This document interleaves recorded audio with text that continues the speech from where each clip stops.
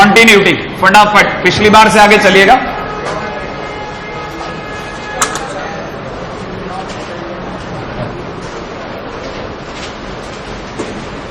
हाँ जी साहब, पिछली बार मैंने आपको ये बताया था कि अगर मेरे को अपना ग्राफ बनाते समय अगर मैंने पेन अप किया तो फंक्शन इज डिसकंटिन्यूअस, और अगर बाय द वे रेगुलरली मैं पेन से ग्राफ बनाता चला गया तो दैट इज कॉन्टिन्यूअस। याद आ गया?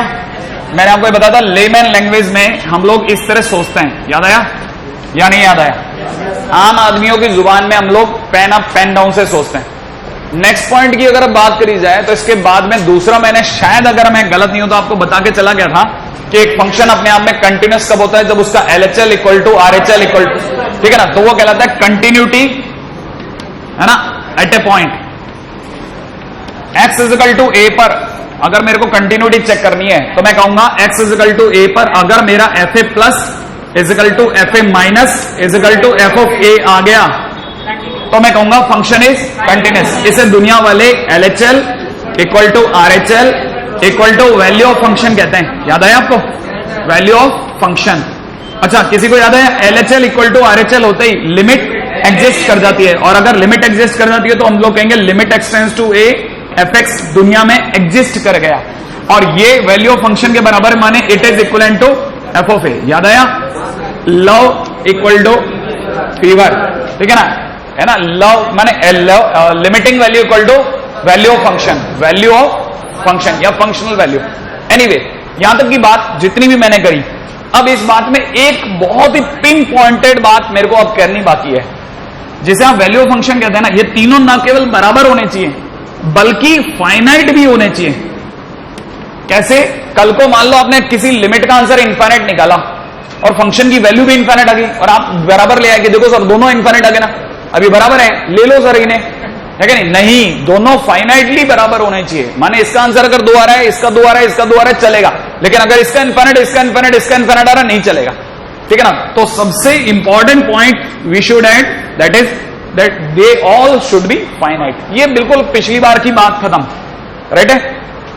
अब कंटिन्यूटी के अंदर मेरा पॉइंट नंबर 3 पे आता हूं। यहां तक मैंने पिछली बार मैंने पहले पॉइंट पे बात कर ली थी, दूसरे पॉइंट पे बात कर ली थी। Now coming to the point number 3, continuity at boundary points.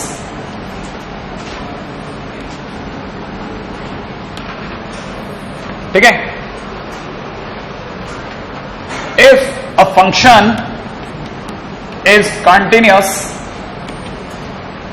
In x belongs to a, b, ठीक है? अगर एक फंक्शन अपने आप में x is equal to a, b में कंटिन्यूअस है, ये चेक करना पड़ जाए। आ दो जरा इस पर भी चर्चा हो जाए फटाफट वाली।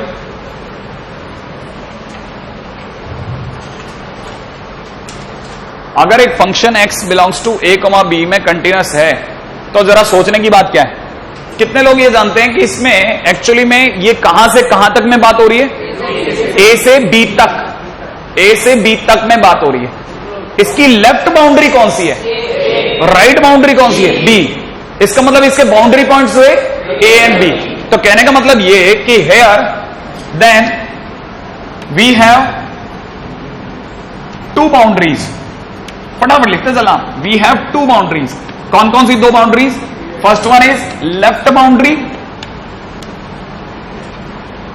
ठीक है, and second one is right boundary. सही है भाई? लेफ्ट बाउंड्री की अगर बात करी जाए तो left boundary is x is equal to a and right boundary is x is equal to b। सबसे पहली और सबसे काम की बात यहां उठ चुकी है। हमारे पास 2 बाउंड्रीज हैं। अगर 2 बाउंड्रीज हैं तो आप में से कितने लोगों को यह आइडिया है कि जैसे मैंने मान लीजिए एक फंक्शन के बारे में बात करी जो अपने आप में a से b तक में है, ये वाली जगह is x is equal to a and this point is x is equal to b। अब आप मेरे को जल्दी से बता दो कि अगर मैं बीच के किसी भी पॉइंट पे कंटिन्यूटी चेक करता तो कितनी जगह चेक करता? 3 जगह। उस पॉइंट से आगे, उस पॉइंट से पीछे और उस पॉइंट पर। माने मैं चेक करता x इजिकल टू, जैसे सपोज करो ये m होता तो मैं कितनी जगह चेक करता? m प्लस पर, m माइनस पर और m पर। अगर तीनों वैल्यू बराबर आती तो मैं कहता m पर फंक्शन कैसा है, कंटिन्यूस है। फंक्शन m पे कंटिन्यूस कब होगा, जब fm माइनस fm और fm प्लस तीनों की वैल्यू बराबर आएगी और फाइनाइट होगी, याद है। लेकिन अगर मैं a पे खड़ा हूं तो मुझे पता है कि मेरे पास में a के पीछे जाने की कोई जगह नहीं है, लेकिन आगे जाने की जगह है। तो बताओ मैं कितनी जगह चेक करूंगा a पर, तो मैं करूंगा at x is equal to a। बताओ कौन कौन सी चीजें चेक करेंगे, एफ ए प्लस और एफ ऑफ ए, सिर्फ दो ही जगह चेक करूंगा, a और a के आगे। अब जल्दी से पूछता हूं at x is equal to b पे कहां चेक करूंगा, एफ ऑफ b और एफ ऑफ b माइनस। तो बस इतनी सी बात आपके साथ और शेयर करनी थी, F B is equal to F B minus, ठीक है ना। हम सिर्फ दो ही जगह चेक करेंगे और बीच के सभी पॉइंट पे, है ना। एंड फॉर a, b, याद है ओपन a से b के बीच में, वी विल चेक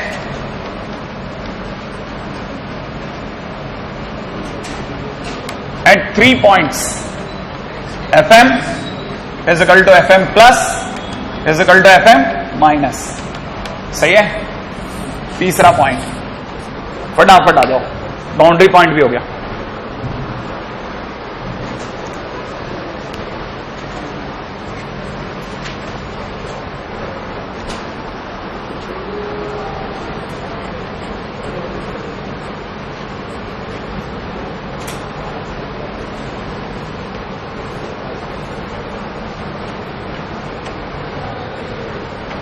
हाँ भाई, मैं आपके सामने 3 ग्राफ बना रहा हूं फटाफट से, ठीक है। पहला ग्राफ है ऐसे, और दूसरा ग्राफ है सिर्फ ऐसे, और तीसरा ग्राफ है सिर्फ ऐसे, राइट है। अब आप मेरे को समझाना कि ये वाला पॉइंट है, this point is x is equal to a, again this point is x is equal to a, इसका उधर का हिस्सा गायब है। ये वाला point is again x is equal to a।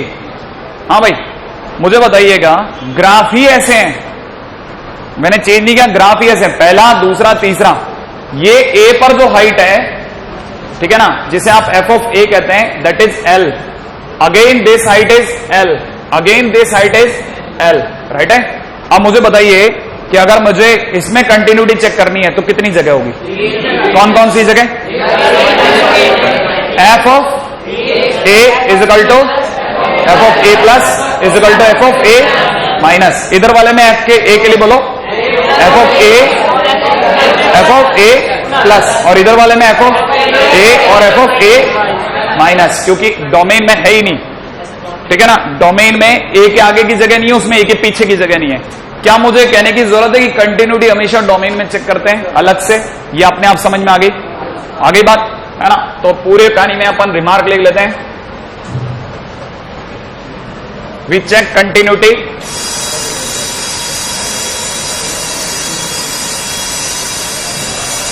in domain only, मजा आया, domain only, ठीक है।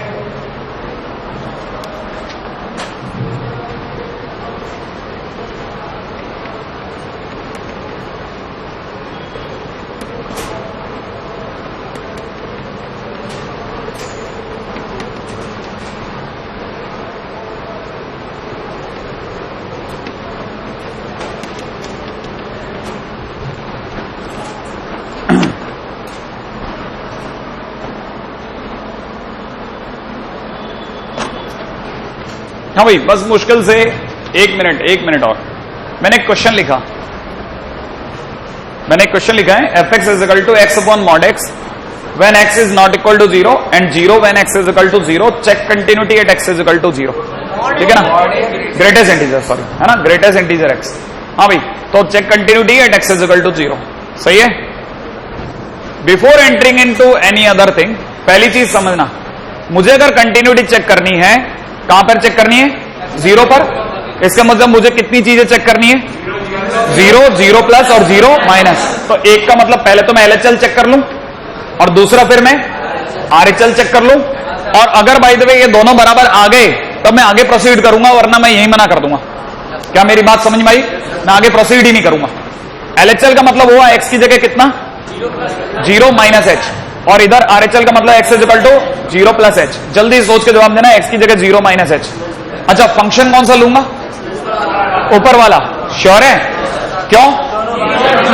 क्योंकि 0 से जरा सा बड़ा या 0 से जरा सा छोटा। 0 नहीं हो तो इसे पकड़ें, 0 नहीं है क्यों? क्योंकि 0 से बड़ा है या 0 से छोटा है। तो मैंने अपने आप में इस फंक्शन को पकड़ा। अगर मैं इसे पकड़ता हूं तो ये हो जाएगा minus H upon greatest integer में 0 माइनस एच। आपसे ही पूछना बनता है कि लिमिट 0 में अभी अंदर जाएगी या नहीं जाएगी? कितने लोगों को पता है ग्रेटेस्ट इंटीजर में 0 माइनस एच मान 0 से छोटा कम होते ही -1, तो ये हो गया माइनस एच अपॉन -1। बोले तो एच, और एच की जगह कितना चिपका दूं? 0। तो answer is 0। LHL value is equal to 0। RHL पा दूं? आरएचएल राइट है 0 से बड़ा, 0 से बड़ा, लेकिन 0 से जरा सा बड़ा पे भी 1 मिनट आपके ध्यान के लिए मैं फंक्शन ये कॉपी करूंगा, है कि नहीं? तो मैं फंक्शन जब कॉपी करूंगा f x is equal to, तो मैं आपके सामने लिखूंगा x into 1 upon greatest integer x, ऐसा लिख दूं। आप में से किसी को अगर पता हो तो इसका डोमेन कहता है कि ग्रेटेस्ट इंटीजर x 0 नहीं होना चाहिए। डोमेन कहते हैं ना, याद है नीचे वाला नॉट इक्वल टू 0। इसका मतलब x की वैल्यू 0 से 1 नहीं होनी चाहिए। अगर x की वैल्यू 0 से 1 नहीं होनी चाहिए माने इसके डोमेन में 0 से 1 तक का हिस्सा ही नहीं है, 0 या 0 के आगे का हिस्सा ही नहीं है। अगर 0 या 0 के आगे का हिस्सा नहीं है तो 0 प्लस एच काम ही नहीं करेगा। नहीं है आपको समझ में? इसका मतलब आरएचएल में एंटरटेन ही नहीं कर सकता, आरएचएल काम ही नहीं करेगा भाई। क्या आपको मेरी बात समझ में आ गई? RHL can not be entertain, है ना? इसका मतलब मेरे को एलएचएल से काम चलाना पड़ेगा। अब मेरे को तीसरी चीज क्या निकालनी चाहिए? एफ ऑफ 0, राइट है? तो I am going over there, मैं इसमें ले रहा हूं, है ना, एफ ऑफ 0। अब आप मेरे को बताओ एफ ऑफ 0 कैसे पता? अच्छा दिया है फंक्शन की 0 पे वैल्यू 0, अरे ये 0 दे रखी है और एलएचएल वैल्यू इज 0, तो इज इक्वल टू कितना? F of 0 minus H. तो कहना है मतलब क्या बोलूंगा? So function is continuous, right है? So function is continuous. Otherwise मैं आपको बताऊं, अगर बाय द वे मैं इसमें थोड़ा सा भी दिमाग नहीं लगाता कि डोमेन में है या नहीं है, तो मैं क्या कर बैठता वो बता देता हूं। मैं यहां पे लिख देता h upon greatest integer 0 plus H, और मेरा आंसर हो जाता है इन्फिनिट। अरे नीचे वाला 0 हो जाता ना, h अपॉन 0 इज इन्फिनिट। अगर ये इन्फिनिट हो जाता तो आपको पता है क्या हो जाता? मैं लिख देता LHL is not equal to RHL, so limit does not exist, और लिमिट एग्जिस्ट नहीं करती तो कंटिन्यूअस भी नहीं है, क्योंकि एलएचएल आरएचएल में रो देता मैं। सही है ना? इसीलिए डोमेन वैल्यूज को मैंने पहले सिखा दिया कि डोमेन का क्या रोल है ना।